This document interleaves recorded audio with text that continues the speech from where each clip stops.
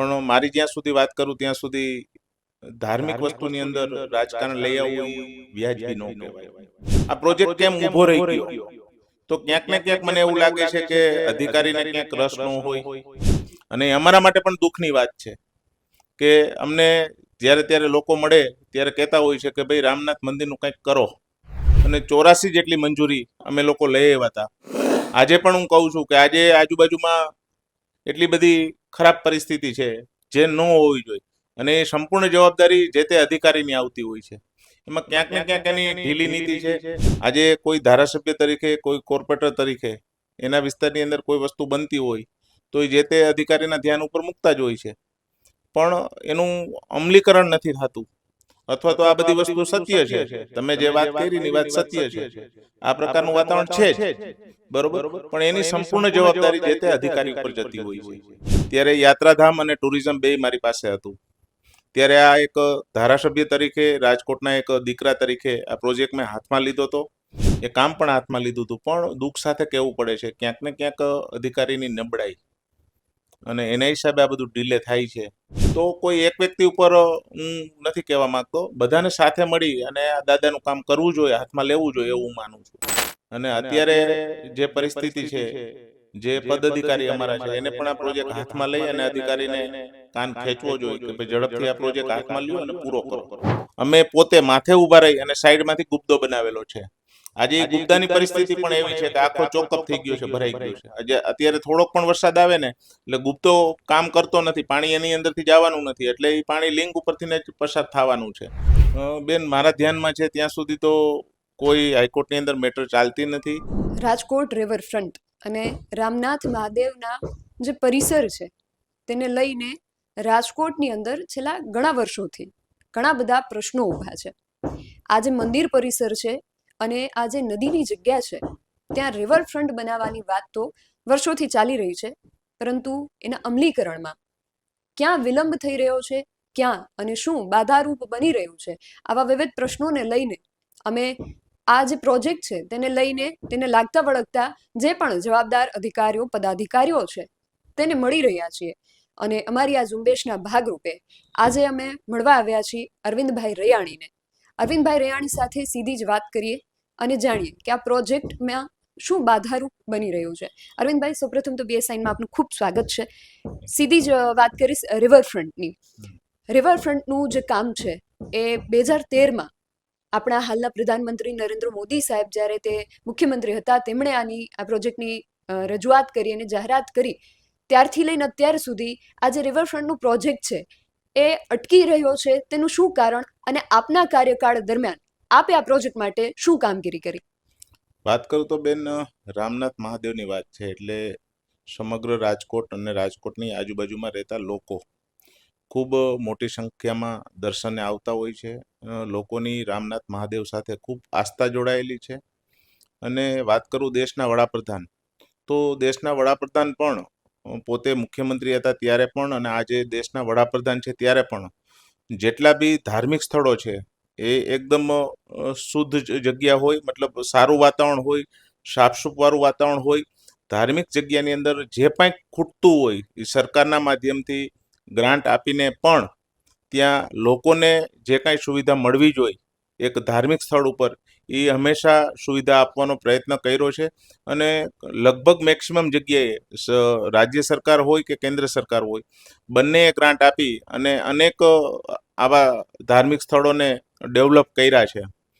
દ્વારકાની વાત કરીએ, સોમનાથની વાત કરીએ, અંબાજીની વાત કરીએ, પાવાગઢની વાત કરીએ, તો આ દરેક જગ્યાએ રાજ્ય સરકાર અને કેન્દ્ર સરકારે પોતાની ગ્રાન્ટ આપી અને લોકોને સારું વાતાવરણ મળે, લોકોની શ્રદ્ધા વધારે જોડાય, લોકોના કામ થાય, એના માટે દેશના વડાપ્રધાન હંમેશા આગળ રહ્યા છે. ત્યારે રાજકોટની રામનાથ દાદાની વાત કરી તો હું જ્યારે ધારાસભ્ય હતો, મને પાર્ટીએ મિનિસ્ટર પણ બનાવ્યો હતો, ત્યારે મારી પાસે જોગાનું જોગ સોમનાથ દાદાની દયાથી, રામનાથ દાદાની દયાથી હું પણ મિનિસ્ટર બન્યો હતો. ત્યારે યાત્રાધામ અને ટુરિઝમ બે મારી પાસે હતું.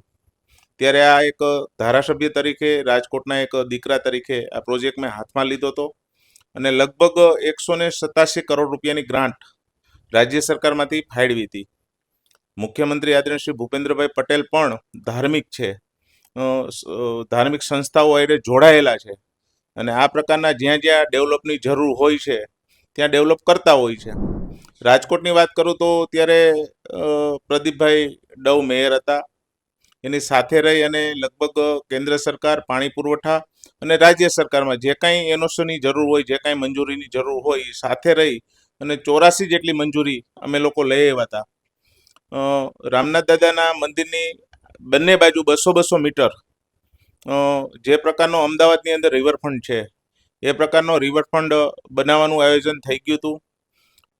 અમદાવાદ જે રિવરફ્રન્ટ બનાવ્યું, જેને જે ડિઝાઇન બનાવી એને ડિઝાઇન પણ બનાવવા આપી દીધેલ હતી. 4-5 ડિઝાઇનો પણ આવી હતી.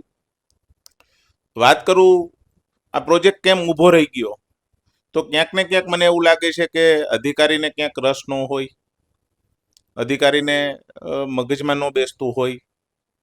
અને સરકારે તો ગ્રાન્ટ આપી જ દીધી હતી, સરકારે એની જવાબદારી પૂરી કરી હતી. વાત કરું ભાજપના કોઈ પણ કાર્યકર્તા હોય, પછી પાર્ટીનો કાર્યકર્તા હોય તો ભલે ને ચૂંટાયેલો કાર્યકર્તા હોય તો ભલે, એને એની જવાબદારી બજાવી જ છે. પ્રદીપભાઈની વાત કરું કે એ સિવાયના જો જે કોઈ ભાઈની જવાબદારી હોય એ બધા એની જવાબદારી નિભાવી, પણ ક્યાંક ને ક્યાંક મને એવું લાગે છે કે અધિકારીને રસ ઓછો પડતો હોય, એના હિસાબે આ વિલંબ થતો એવું મને લાગે છે. હું એવું માનું છું કે રામનાથ દાદા છે, અહીંયા રોજ સવારે હજારોની સંખ્યામાં લોકો દર્શન માટે જાય છે અને અહીંયા એક એ પ્રકારનું વાતાવરણ હોવું જોઈએ જ્યારે લોકો મંદિરની અંદર જતા હોય ત્યારે પોતાની આસ્થા લઈને જતા હોય છે, ભગવાન પાસે કંઈક ને કંઈક માંગતા હોય છે, દેશ માટે માંગતા હોય છે, રાષ્ટ્રીય માટે માંગતા હોય છે, પોતાના પરિવાર માટે માંગતા હોય છે. ત્યારે અહીંયા એક વાતાવરણ સારું હોવું જોઈએ, જે અત્યારે નથી. અને અમારા માટે પણ દુઃખની વાત છે કે અમને જ્યારે ત્યારે લોકો મળે ત્યારે કહેતા હોય છે કે ભાઈ રામનાથ મંદિરનું કંઈક કરો. આજે પણ હું કહું છું કે આજે આજુબાજુમાં એટલી બધી ખરાબ પરિસ્થિતિ છે જે ન હોવી જોઈએ, અને એ સંપૂર્ણ જવાબદારી જે તે અધિકારીની આવતી હોય છે.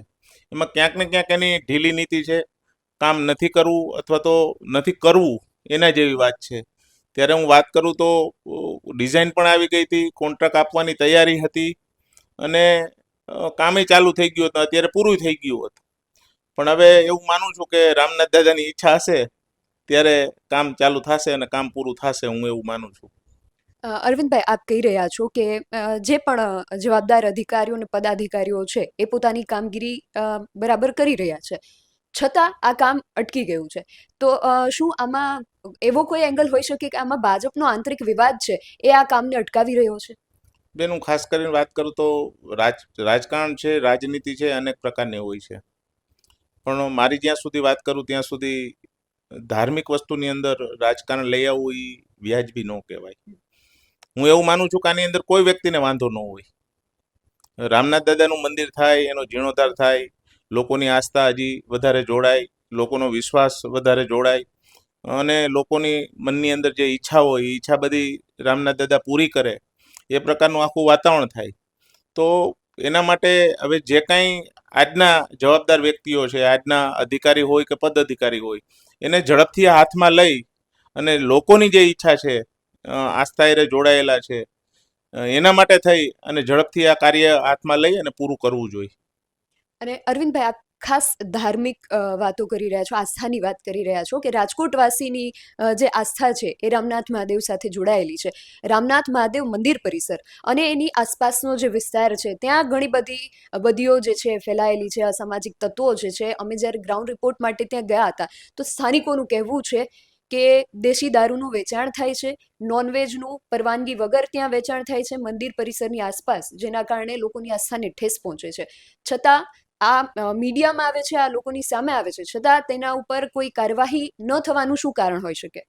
બેન, હું વાત કરું તો કોઈ પણ જગ્યાએ કાયદાની બહાર રહી અને કોઈ પણ વસ્તુ થતી હોય તો જે લોકોએ કાયદાનું પાલન કરાવવાનું છે, પછી અધિકારી હોય, પોલીસ હોય, તો એ બધું એને જોવાનું છે. આજે કોઈ ધારાસભ્ય તરીકે, કોઈ કોર્પોરેટર તરીકે એના વિસ્તારની અંદર કોઈ વસ્તુ બનતી હોય તો એ જે તે અધિકારીના ધ્યાન ઉપર મૂકતા જ હોય છે, પણ એનું અમલીકરણ નથી થતું. અથવા તો આ બધી વસ્તુ સત્ય છે, તમે જે વાત કરી ને એ વાત સત્ય છે, આ પ્રકારનું વાતાવરણ છે જ, બરોબર, પણ એની સંપૂર્ણ જવાબદારી જે તે અધિકારી ઉપર જતી હોય છે. અને રામનાથ મહાદેવનું જે મંદિર છે ત્યાં આપણે વાત કરીએ છીએ કે સ્વયંભૂ જે શિવલિંગ છે એ સ્વયંભૂ છે અને તેના પર લોકો આસ્થાથી જળાભિષેક કરતા હોય છે. પણ ચોમાસા દરમિયાન જ્યારે પાણીનો પ્રવાહ છે એ વધારે આવી જતો હોય છે ને જે શિવલિંગ છે તેના પર ગટરના પાણીનું જે જળાભિષેક છે એ થતો હોય છે. તો રાજકોટના દીકરા તરીકે અને રાજકોટવાસી તરીકે રાજકોટની જનતાની લાગણી તમે સમજી શકો છો કે શિવજી ઉપર જ્યારે આ પ્રકારે ગંદા પાણીનો જળાભિષેક થાય ત્યારે કેવી લાગણી રાજકોટવાસી તરીકે તમારા મનમાં ઉદ્ભવે? બેન, વાત કરું, જે તે સમયે આ બધા પ્રશ્નો સામે આવતા હતા, અમે નજરે પણ જોયેલું છે. ત્યારે આ દેશના વડાપ્રધાન આદરણીય શ્રી નરેન્દ્ર મોદી સાહેબની ગ્રાન્ટમાંથી જે પાણી ઉપરથી આવે, કારણ કે વધારે પાણી આવે, વધારે વરસાદ આવે તો ઉપરથી પાણી જવાનું જ છે, પણ જે ગંદા પાણીની વાત છે, જે ગંદુ પાણી છે એ શિવલિંગ ઉપરથી પસાર ન થાય, ઓછો વરસાદ હોય અથવા સામાન્ય વરસાદ હોય તો એના માટે સાઈડમાંથી પાણી વહી જાય, એ આદરણીય શ્રી દેશના વડાપ્રધાન નરેન્દ્ર મોદી સાહેબની ગ્રાન્ટમાંથી અમે પોતે માથે ઊભા રહી અને સાઈડમાંથી ગુબ્દો બનાવેલો છે. આજે એ ગુબ્દાની પરિસ્થિતિ પણ એવી છે કે આખો ચોકઅપ થઈ ગયો છે, ભરાઈ ગયો છે. આજે અત્યારે થોડોક પણ વરસાદ આવે ને એટલે ગુબ્દો કામ કરતો નથી, પાણી એની અંદરથી જવાનું નથી, એટલે એ પાણી લિંક ઉપરથી જ પસાર થવાનું છે. તો એ પણ ચોમાસું આવે પેલા એને સાફસૂફ કરવું જોઈએ, ક્લિયર કરવું જોઈએ, જેથી કરીને ઓછો વરસાદ આવે, પહેલો બીજો વરસાદ આવે તો જે ખરાબ પાણી છે એ મંદિરની અંદર નો આવે અને બાજુમાંથી નીકળી જાય. અને અરવિંદભાઈ, બીજો એક પ્રશ્ન જે છે અમને ગ્રાઉન્ડ રિપોર્ટ દરમિયાન સામે આવ્યો કે ત્યાં રિવરફ્રન્ટ બનાવવાની વાત છે તો આજુબાજુમાં જે રહેણાંક લોકો જે ત્યાં રહે છે સ્થાનિકો, તેમના અમુક જે એમના ઘરના જે ભાગ છે એ કદાચ ડિમોલેશનમાં જઈ શકે. તો શું ત્યાંના સ્થાનિકો છે એ આ પ્રોજેક્ટમાં ડિમોલેશનની બાબતે બાધારૂપ બની રહ્યા છે, એવું કોઈ કારણ છે?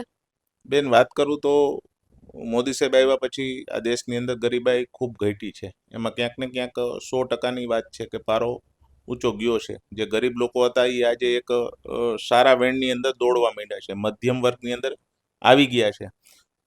વાત કરું આજુબાજુમાં જે મકાનો હોય છે, બધું હોય છે, એમાં અધિકારીને જોવાનું હોય છે કે ભાઈ અનલીગલી છે, લીગલી છે, બરોબર છે. અનલીગલી હોય તો એ અધિકારીની જવાબદારી આવે દૂર કરવા માટેની. આપણે ક્યાંય એવું ઈચ્છતા નથી. ભારતીય જનતા પાર્ટીની વિચારધારા હંમેશા એવી છે કે નાના ગરીબ લોકોની સાથે રહેવાનું, એના સુખ દુઃખમાં ભેગું ઊભું રહેવાનું. એટલે આપણે કોઈને કોઈ જગ્યાએ નુકસાન પહોંચાડવા નથી માંગતા, પણ જે વસ્તુ અનલીગલી છે, બરોબર છે, ખોટું છે, એ તો ખોટું જ છે. એટલે એના માટે જવાબદારી આવે છે અધિકારીની. અધિકારીને એ વસ્તુ જોવાની હોય છે કે આ ખોટું છે તો આને હટાવો.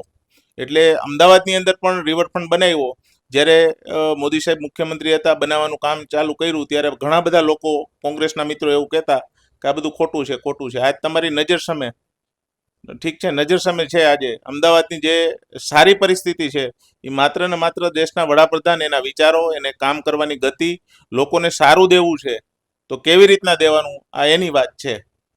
જી અરવિંદભાઈ, આપણે અમદાવાદની વાત કરી કે અમદાવાદમાં જે રિવરફ્રન્ટ છે એને તો વર્ષો થઈ ગયા અને હાલમાં જ સમાચાર સામે આવ્યા કે જામનગરની અંદર રિવરફ્રન્ટ બનાવવાની જે કામગીરી છે એના પ્રથમ ચરણની કામગીરી ની શરૂઆત થઈ ગઈ છે. તો અમદાવાદ જેવા મોટા શહેરમાં અને જામનગર જેવા નાના શહેરમાં પણ રિવરફ્રન્ટની કામગીરીની શરૂઆત થઈ ગઈ છે. તો રાજકોટમાં આ ન થવાનું શું કારણ? અને 15 વર્ષથી રાજકોટની જનતા માત્ર આ જે રિવરફ્રન્ટ છે તેના સપનાઓ જોઈ રહી છે. તો ખરેખર આ સપનું પૂરું થશે કે નહીં થાય? રાજકોટની જનતાને એક જવાબ જોઈએ છે કે રિવરફ્રન્ટ મળશે તો હા, નહીં મળે તો ના. એ પ્રશ્નનો જવાબ કોણ આપશે? બેન, બહુ સારી વાત કરી તમે. મેં તમને કીધું ને કે હું જ્યારે જવાબદારીમાં હતો ત્યારે હું એવું માનતો હતો કે મારે આ કામ કરવું જોઈએ. લોકોએ મને વોટ દીધા છે, હું ભારતીય જનતા પાર્ટીનો એક સારો કાર્યકર્તા છું, મને પાર્ટીએ ઘણું બધું આપ્યું છે, તો મારે લોકો માટે કરવું જોઈએ. અને લોકો માટે કરવું હોય તો એ ભગવાનનું કામ કરવાનું છે.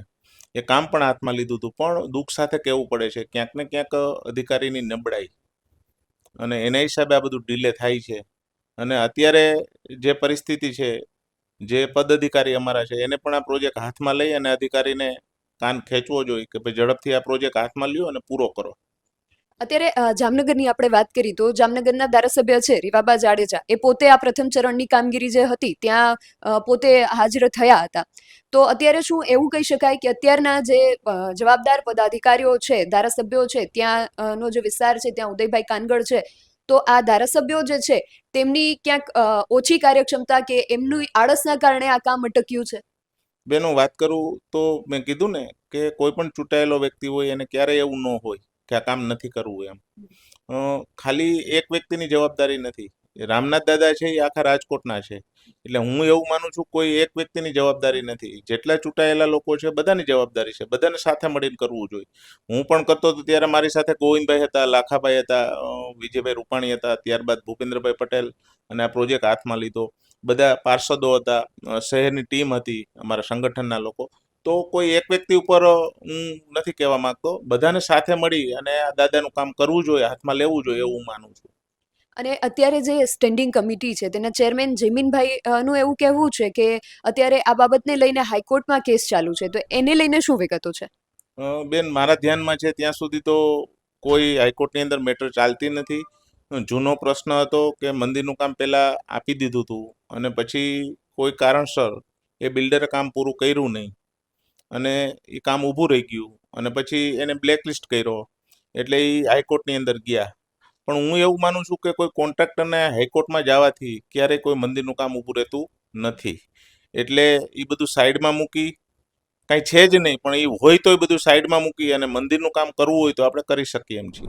અરવિંદભાઈ સાથે વાતચીત કરી, અમુક મુદ્દાઓ વિશે અહીંયાથી આપણને જાણવા મળ્યું, અને આ જે મુદ્દાઓ છે એ ખાસ રાજકોટની જનતા માટે છે કે રાજકોટની જનતા જે સપનું 15 વર્ષથી જોઈ રહી છે રિવરફ્રન્ટનું, એ રિવરફ્રન્ટ બનશે કે કેમ, નથી બનતું તો તેનું શું કારણ છે, બનશે તો ક્યારે બનશે, આ દરેક પ્રશ્નોનો જવાબ અહીંયાથી આપને મળશે.